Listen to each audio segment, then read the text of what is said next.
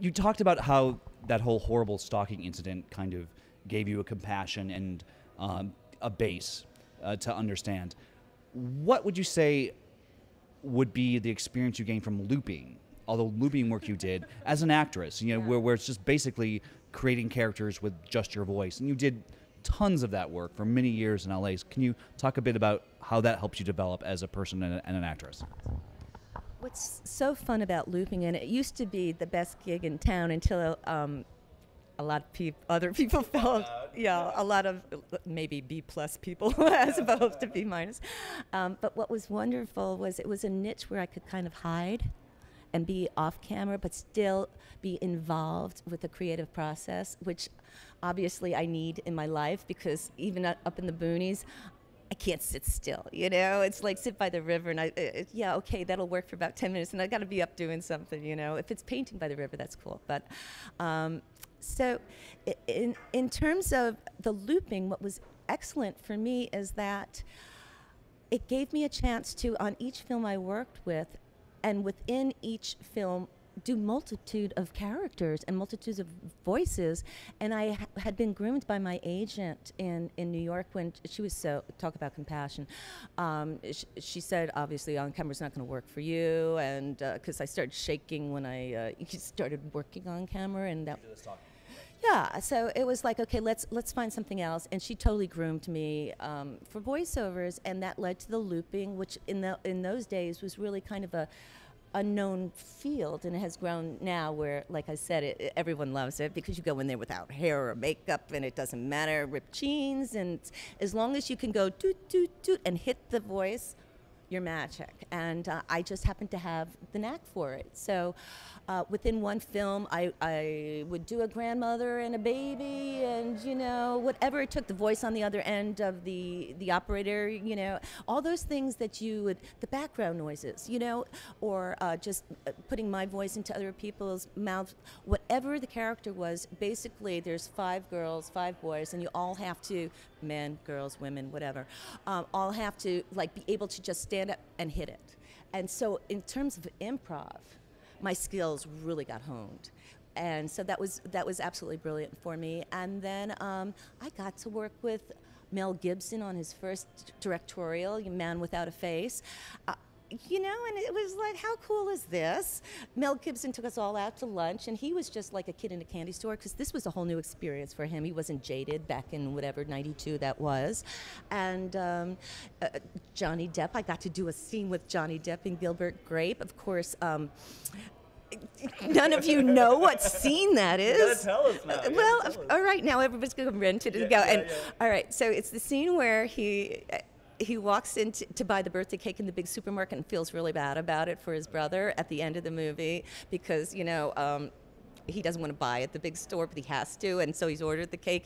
And I am that woman on the other side who just says, "Are you looking for your cake?" You know, or something like that. I don't know what it was, but it's like, and like, that'll be $19 or whatever it is. But the whole point is, it's so much fun, because who would have thought that this was actually a career? You know, and I worked with, oh lordy, there's so many others. You can look me up on my whatever it is, my adrienneking.com.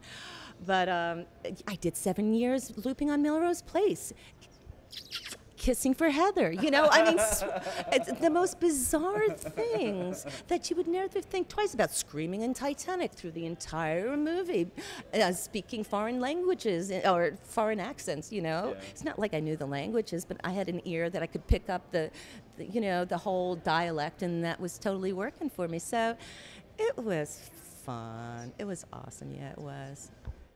Speaking of IE, talk a little bit about your fight sequence with Betsy Palmer in Friday the 13th. I know she is a very natural, stage-trained actress and kind of goes for it. So I just thought it would be interesting for you to talk a little bit about that final battle sequence with Betsy.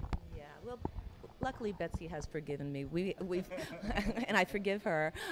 We've become really good friends over the years. You know, when we see each other at conventions, and we actually watched the movie together at the old Music Box Theater. Yes. Remember that? Yeah. Yes. So it was so much fun, because it was truly the first time in ages that either one of us had seen the film, and we both commented on the fact that we were each brutal with one another. And I said, you know why that is, Betsy? And she's, I said, you taught me well. I mean, it was after the scene in the shed where she totally, during her, so whacked me across this, whacked me to the point where I kind of flew over during rehearsal into the mattress. And I was like surprised, to say the least. And she goes, honey, you don't fake it. You do it, you do it, you do it. And I said, okay, man, you know what? If she wants it, I'm going to give it to her. She is totally picking on the wrong person here. And so, so when we got into the fight scene, it was like all out war. It truly was, because she said, I'm not holding back. And it was like, don't worry, Betsy, I'm not holding back either, okay? You've taught me well. You've brought my game up. And that's the one thing I can say about her. I watched the movie because most of it was done in continuity, and I actually see my game getting better as the movie goes on. And I think it was like playing tennis. I think, you play with a good player, you get better. And I love her for that, because when we finished that scene, we were both battered and bruised. And I mean, when she's pummeling my head into the sand, that is, how can you fake that? That was real. I mean, the reason people go, is because it's real, you know? Look at her laughing back. Our camera person is is hysterical. Stunned and amazed and hysterical. It's all true. And the greatest thing, though, is because after we started at dusk and we went till dawn, and after it was all done and literally bloodied and just, oh my God, we were a total mess. And Sean Cunningham, the director, has his notes from the scene which he's marked up, and you have the poster now. Yes, I do. I found the notes because he tossed them after that huge night into the trash. And I said, oh, no, you don't. This movie may never get released. I want proof of what I've been through. Because we had run out of money 3 times, so there was no security there that it was going to happen. I mean, the same way I was taking those Polaroids, those continuity Polaroids. They trash them, I'd grab them. It's the artist or either that or the archivist. That's a nice way of saying it, right? My husband has another word for it. But I found those notes 25 years later, and I made a poster for Sean and for me, And for the fans. Well, Sean was the one who said, make it into a limited edition for the fans, and they'll love you forever, and it's a new way to watch the movie.